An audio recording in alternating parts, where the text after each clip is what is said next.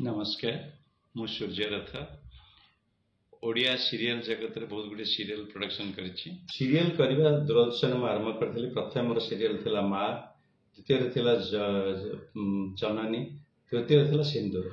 यापर आम ईटीवी रे आरंभ करथिली राजकन्या सीरियल। तापर तरंग रे करथिली नहीं जा रे मेघ मते। तापर जी सार्थक रे मो जेजेमा, जीवन साथी, जॉय नंबर 1, विजयिनी। छड़ा गोटे रियलिटी शो करथिलु आमे बहु नंबर 1 एवं झूम ओडिशा झूम। ये सब करबा पर प्राय 5000 6000 अधिका एपिसोड आमे प्रोडक्शन करिछु विभिन्न चैनल दूरदर्शन पे। किंतु सभा शेष में आम देखिलु जेहेतु मोर गोटे विज्ञापन संस्था थिला और कला प्रति दुर्बलता थिला, मैं लाइन में मन प्राण देकर काम करूँ। आम भावुलु जे बिजनेस किसी लाभ हम बोली।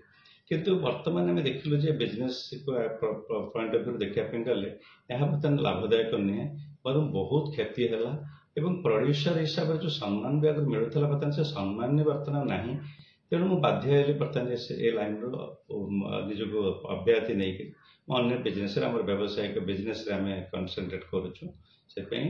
मुझे लाइन बर्तमान कार्य करने इच्छुक नहीं। मु ओलीवुड जिम को स्वागत करुच्ची।